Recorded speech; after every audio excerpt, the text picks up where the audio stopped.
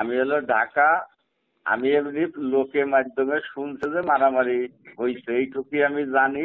মহারাজপুর ইউনিয়নে বাজারে সরকারি জায়গা আছে, ওই যে আমাদের ওই যে যারা রাজের শিখদের ছেলেরা, হ্যাঁ, ওরা নাকি মানে ঘর জোর করে ঘর উঠাইতে গেছে, এইটুকুই আমি জানি। এখন দেখেন ওনরা কিভাবে ওখানে, ওনরা আগের থেকেই কিভাবে ঘর উঠায়। এখন দুনিয়া হলো জোরদার মূল্যস্থান। ওনরা নাকি বিএনপির নেতা, আমি শুনছি।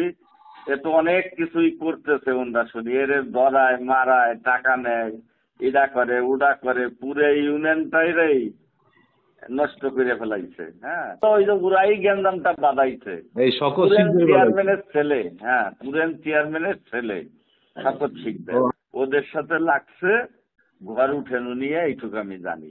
পুরোটা মহারাজপুর ইউনিয়নের ভিতরে আমাদের ইউনিয়নের সাথে মিশা, কিন্তু ওই যে ওদের বাড়ির সাথে কাছে তো, ওই জন্যই ওরা ওখানে একটা প্রভাব বিস্তার করে। এইটুকুই একটু মারামারি লাগছিল তো, মারামারির মধ্যে এখন স্বাভাবিক স্বাভাবিক। ওই যে ওইখানে একটা জায়গা আছে, এটা হচ্ছে মুজিবর এবং আসাদ, তাদের মধ্যে এই জায়গাটা নিয়ে দ্বন্দ্ব। ওই জায়গা নিয়ে দুই পক্ষের মধ্যে হঠাৎ করে মারামারি বেঁধে গেছে বনগ্রাম বাজারে। ওরাই আরই মানে ওই মুজিবর হচ্ছে বলে মুজিবর, আসাদ তো শৌকত, মুজিবর হচ্ছে ওই বনগ্রামের, আর হচ্ছে এটা এটা এটা সরকারি জায়গা, কিন্তু ভোগ দখল সরকারের আন্ডারে নাই। ওরা এই যে মুজিবর ভোগ দখল করে, ভোগ দখল করে।